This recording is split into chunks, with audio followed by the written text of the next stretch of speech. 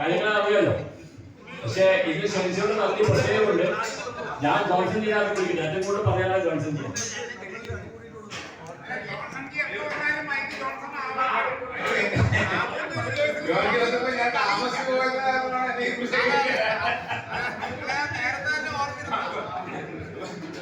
എന്താ പറയേണ്ടത് എനിക്ക് മനസ്സിലായില്ല. സാബിനെ പറയാനാണോ?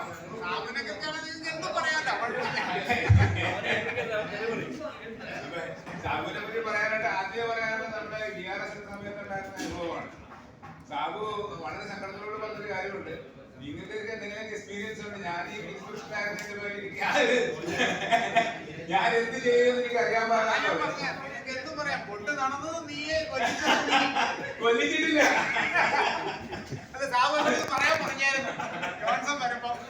അല്ലേ? അപ്പൊ അന്ന് വളരെ സങ്കടത്തോട് സാബു കാര്യമുണ്ട്. നിങ്ങൾക്ക് എന്തെങ്കിലും ജോലി കിട്ടും, ഞാൻ എന്ത് ചെയ്യുന്നത് അങ്ങനെ പറഞ്ഞു കഴിഞ്ഞപ്പോഴാണ് സാബു നേരെ ഇതില് നമ്മുടെ സാബിലേക്ക് പോയത്.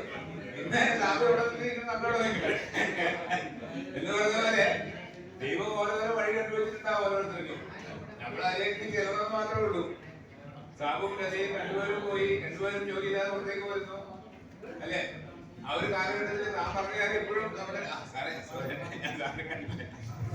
അപ്പൊ അത്തരമുള്ള കാര്യങ്ങൾ എന്ന് പറഞ്ഞാൽ നമ്മുടെ മക്കളോടൊക്കെ നമുക്ക് പറയാനുള്ളതൊക്കെ തന്നെ ഉള്ളൂ. നിർത്താൻ ഉദ്ദേശിക്കുന്നില്ല.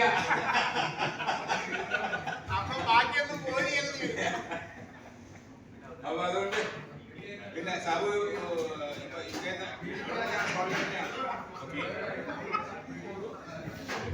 അപ്പൊ അങ്ങനെയൊക്കെയാണ് കാര്യങ്ങള്. പിന്നെ നിങ്ങളൊക്കെ പറഞ്ഞെന്തൊക്കെയാണ് എനിക്കറിയാൻ പാടില്ല, ആവർത്തനം മനസ്സിലാവില്ല. അതുകൊണ്ട് ഞാൻ കൂടുതലും പറയുന്നില്ല. എന്തായാലും എല്ലാവർക്കും ഞാനൊരു വലിയ മഹാനാണെന്ന് പറയണം. കണ്ടറിഞ്ഞൂടെ ഉന്നെ കണ്ടറിഞ്ഞൂടെ കൂടുതൽ പറഞ്ഞാൽ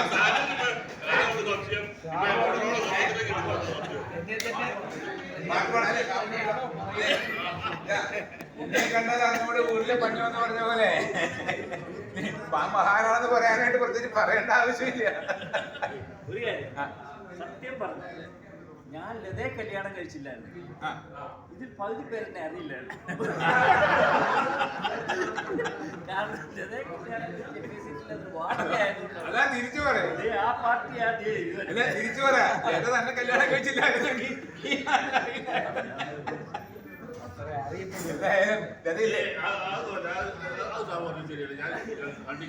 അല്ലെ ഓരോരുത്തർക്ക് പറയാലോ. നമുക്ക് പറയാനുള്ള അവകാശം എല്ലാവർക്കും ഇല്ലേ? ഇവർ രണ്ടുപേരാണ് കമ്പനിയിലുള്ളതായിരുന്നാലും അത് ശരിയാണ്. അതെ അതെ. എനിക്ക് ചക്കൂരിനോട് പറയാം അത് അങ്ങനെ അല്ല. എന്തായാലും നന്ദകുമാർ സാറ് ഇന്നില്ല. നന്ദകുമാർ സാറാണ് അതിന്റെ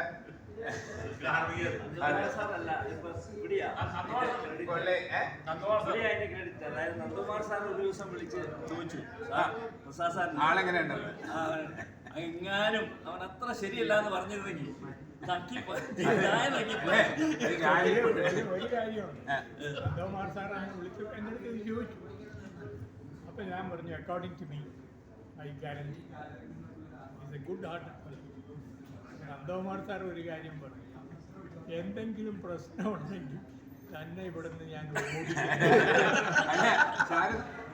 സാറാ ഉത്തരവാദിത്തം എടുത്തുകൊണ്ട് പറഞ്ഞു. എന്റെ കല്യാണത്തിന് ഈ കല്യാണം വേറെ പാർട്ടി അന്വേഷിച്ചപ്പോ നമ്മളവിടെ ഉണ്ടാകുന്ന ആള് പറഞ്ഞത് ഒരു ഗ്യാരണ്ടി ഇല്ല ഇവിടെ കൊണ്ടുവന്നോ അത് സാറിന് അറിയാമായിരിക്കും എന്ന് പറഞ്ഞ പോലെ അന്ന് നമ്മളെ പറ്റിയൊക്കെ അന്വേഷിച്ചു. നമുക്കറിയാൻ പാടില്ലായിരുന്നു. ഈ പറഞ്ഞ ഈ ആളുകളെല്ലാവരും അന്വേഷിക്കും. അപ്പൊ സാറ് ഗ്യാരണ്ടി എന്ന കാരണം നടന്നു എന്ന് പറയാം.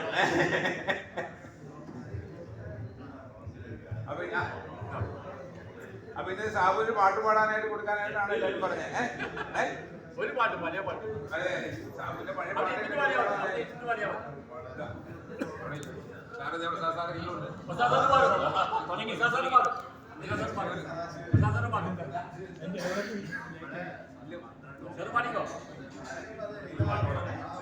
രണ്ട് ലൈൻ പാടാം. കാറ്റൊക്കെ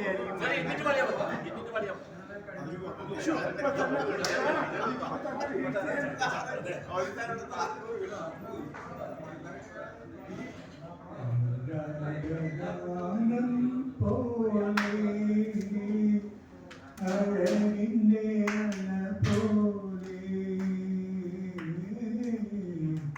ആരും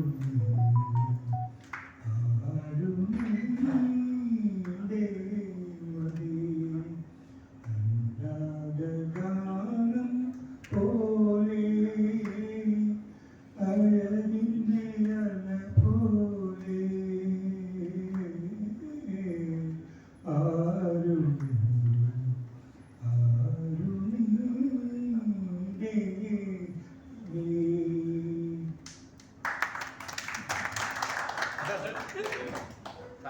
പറയാ പാടില്ല ആ രണ്ടായി മതി നാടൻ പാട്ടോ ആ മതി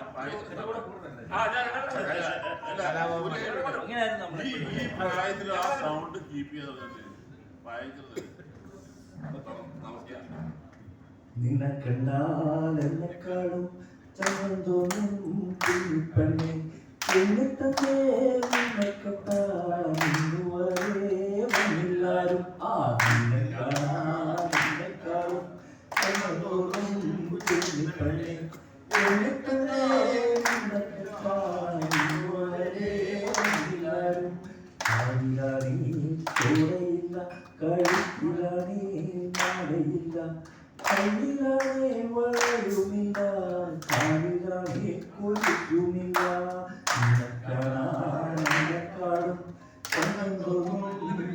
തന്നെ എന്നിട്ടേ നിന്നെക്കാരെ വന്നില്ലാരും എന്റെ നാടിലേലും ചുണ്ടുമല്ലി ചുണ്ടിലേലും നീളത്തിൽ ചുണ്ടിലേലും മുട്ടിലീ മൂടിയില്ലേലും എന്നെക്കാളും കണ്ണോറും തന്നെ എന്നിട്ടേ വരെ വന്നില്ലാരും കണ്ടില്ല